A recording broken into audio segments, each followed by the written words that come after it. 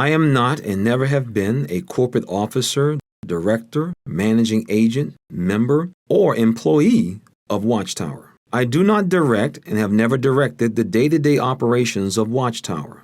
I do not answer to Watchtower. I do not have and never have had any authority as an individual to make or determine corporate policy for Watchtower or any department of Watchtower. Watchtower does not have and never has had any authority over me. I do not supervise or work for, and I have never supervised or worked for the Watchtower Legal Department or the U.S. Service Department. Governing Body Member Garrett Loesch.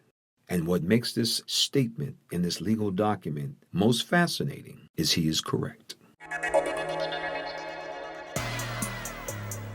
You're listening to The Critical Thought, where we challenge our listeners to use critical thinking when examining the teachings of Jehovah's Witnesses. I remember the first time I read that statement made by a member of the governing body. And I said to myself, that's how they're going to play it. You see, the Watchtower is trying its best to distance the governing body from the Watchtower. It's kind of interesting because it actually goes back over 20 years ago. In the 80s and the 90s, the Watchtower started producing a number of articles that dealt with child abuse. They dealt specifically with abuse that was found in religious denominations. And they came down hard. Circuit overseers, and at that time, district overseers and other elders and speakers would often invoke how other denominations had pedophiles. They would talk about the priests and the pedophiles. Well, the Watchtower had a little hidden secret, and that was those same attorneys and lawyers who was turning their attention at that time to the Catholic Church, they will eventually turn their attention to the Watchtower. And so back in the late 1990s, the Watchtower Legal Department realized just how serious this problem was. They realized the tremendous potential financial impact that the society's hidden database of pedophiles could prove to be in a court system. And a decision was made during the late 90s to remove the governing body off every single corporate entity in the organization. You see, what they did in the year 2000, they formed 7 new corporations. Yes, people set up corporations for the purpose of hiding who is in control, who actually runs the corporation. I remember in 2000 when I saw the list of the 7 corporations, I saw the names of who the directors were. I saw the names of who the officers were. And I just started laughing because I'm thinking to myself, these are all the governing body's right-hand men. So in stating that he doesn't run the day-to-day operation, it's true. I pick the people who do. When he states that he doesn't supervise, no, but they report to me because they're all elders. The service department and the legal department, these people are under the leadership of the governing body. Let me give you an example that we had in our pre-law class in college. The example they gave was that of an individual who worked for a corporation, and when he left, he had to sign a non-compete clause.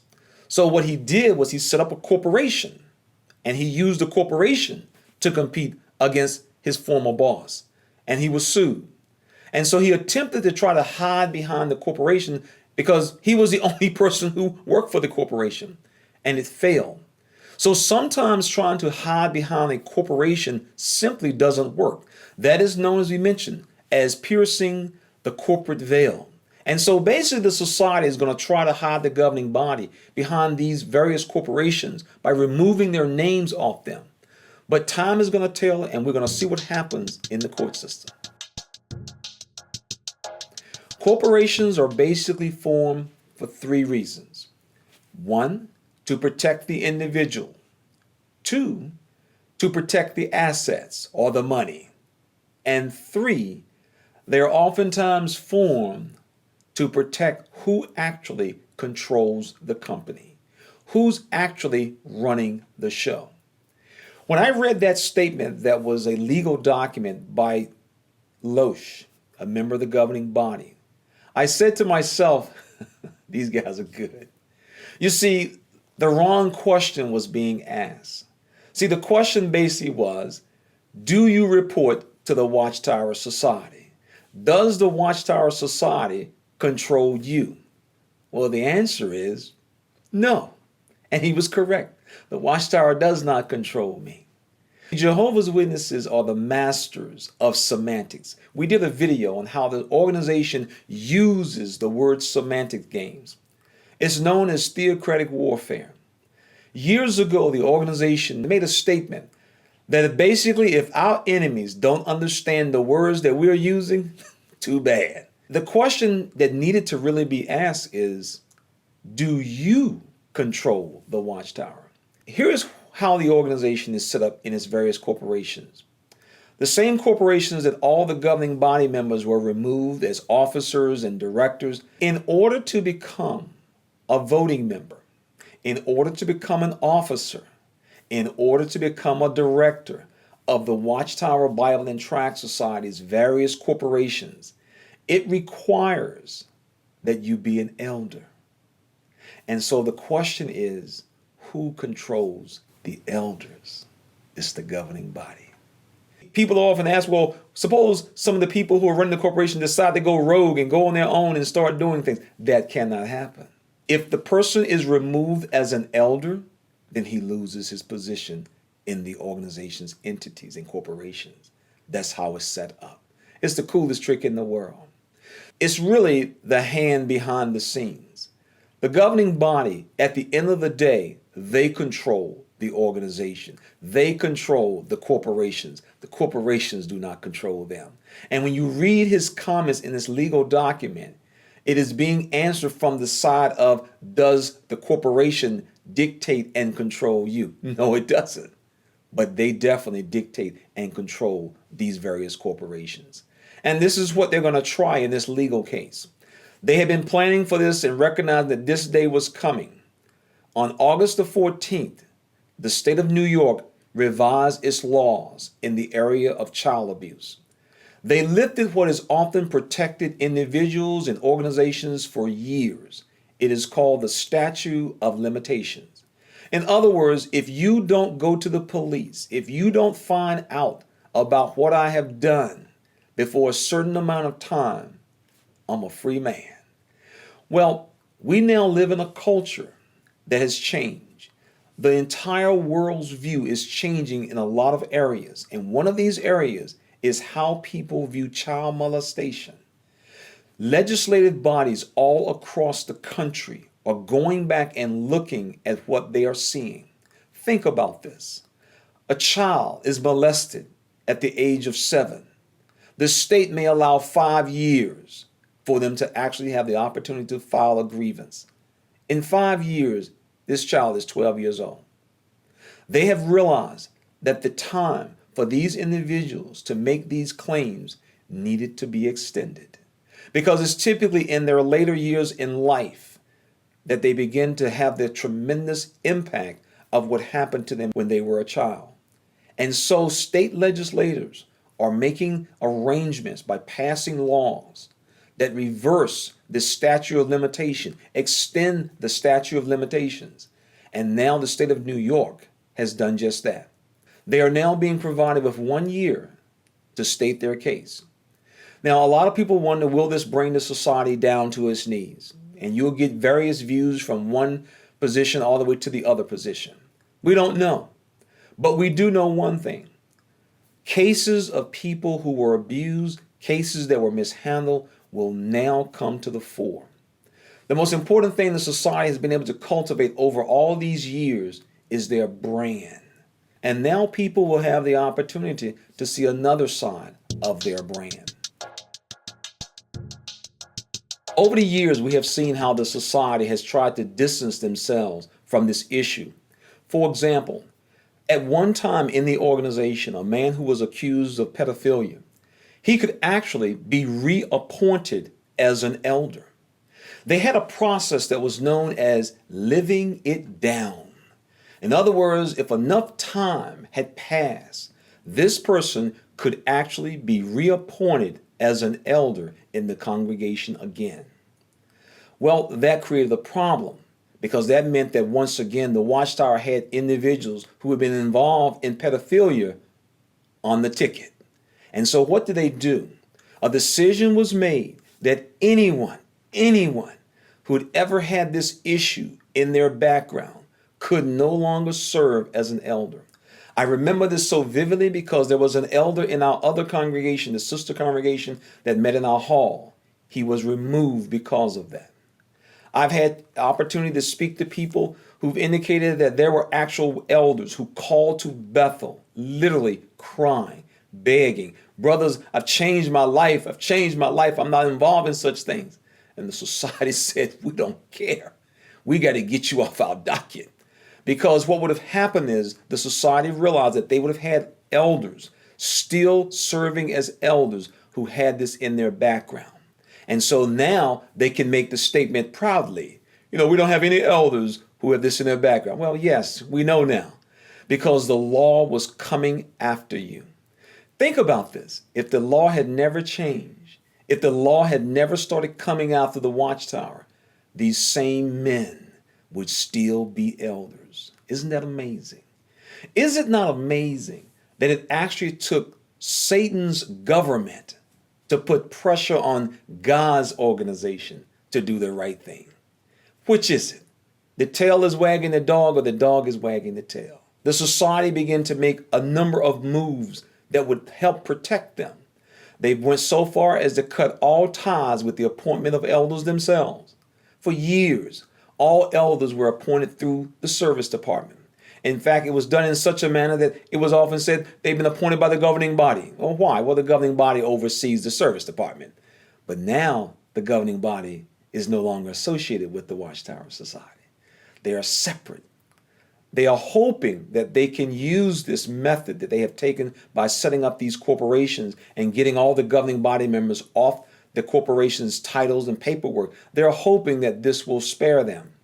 Time will show whether or not this new technique that they're trying is actually going to work. The lawsuits are coming. Think about this. This is just one state. There are 50 states. There are 50 attorney generals who will be looking at what happens in the state of New York. And this is just the beginning.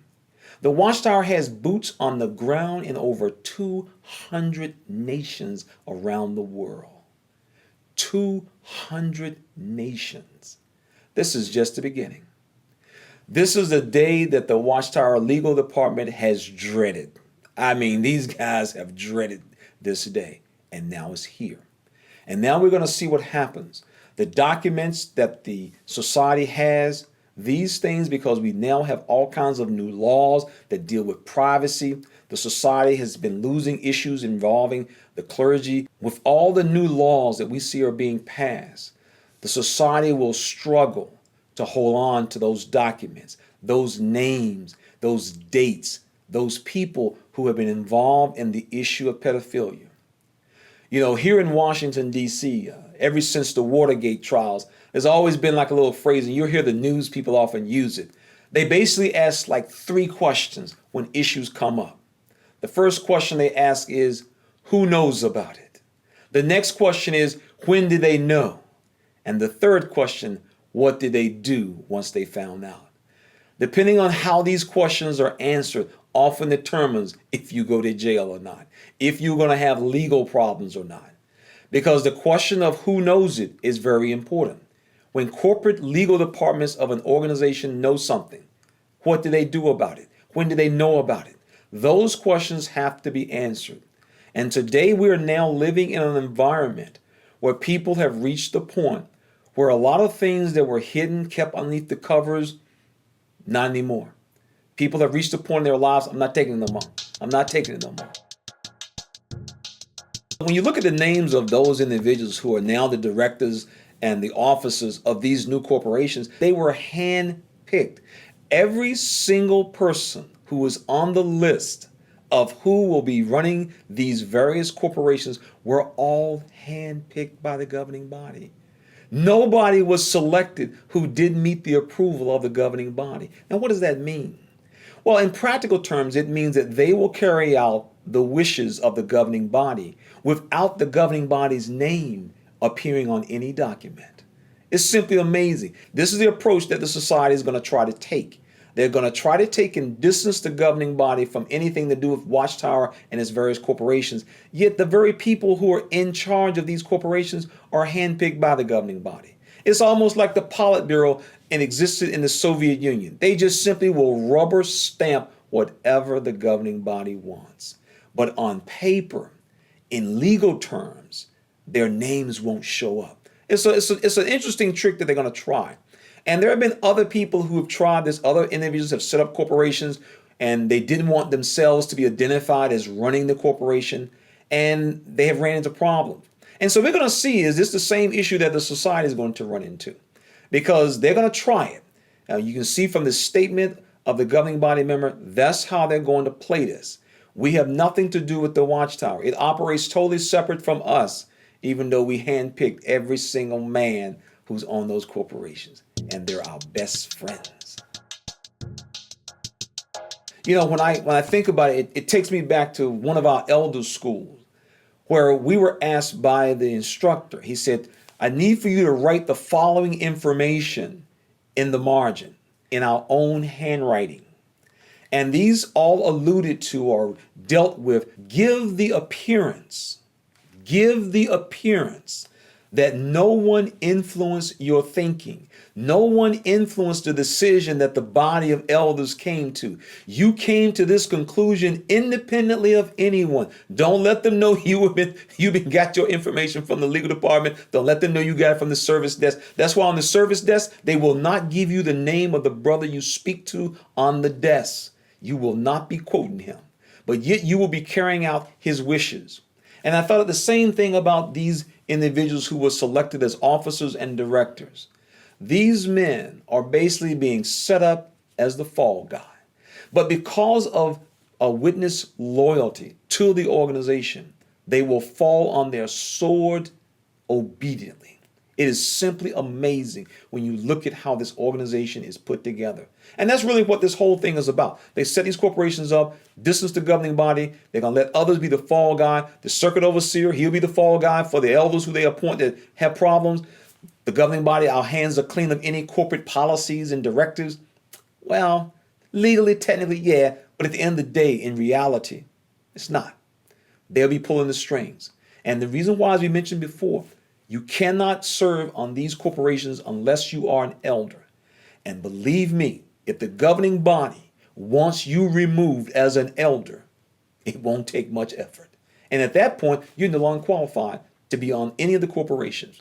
So at the end of the day, they do control, because over the head hangs your eldership. At all times, the governing body holds your eldership. So the fact that their name is not on any piece of paper, any legal document, means nothing in reality. And the question is, will this approach, will this technique stand up in court? In legal terms, it is known as piercing the corporate veil. And that's what the society is going to try to do. Hide the governing body behind the veil of corporations. It's just ironic how they wrote all those articles about other denominations and how they fell short in the area of child abuse. And now what do we see? We see they're being brought up on the same charges. As I mentioned, over the years, the Watchtower has changed its policies, how it's going to handle child abuse. Is it not sad that once again, it took Satan's governments, Satan's laws, to make them do what is right? That is absolutely amazing. Here you have God's organization being forced, kicking and screaming to do what is right. This will be a very interesting time to watch, to see what happens. For some people who are currently Jehovah's Witnesses, this will be the straw that breaks the camel's back. Religious belief systems die hard. There will still be people who, despite whatever they see, whatever they hear, they will believe exactly what the society will say. We are being attacked. Satan is out to get us. We're living deep in the last days. Let's not get it twisted. The Watchtower broke the law. And now the time has come to be accountable for it. And that's what we're seeing. What will happen in the coming years will be absolutely fascinating. We see how the Watchtower has been selling properties at a breakneck pace, banking up money because they knew that this day was probably coming. That is the reason the society is selling all of its properties, to pay off lawsuits and to try and bank cash because they know they're going to need it. And today, we see that those floodgates of lawsuits has been opened and it will not close. Believe me, the attorneys around the United States of America, the attorneys around the world, they are not going to stop. They're coming after the Watchtower. And the Watchtower has done it to themselves.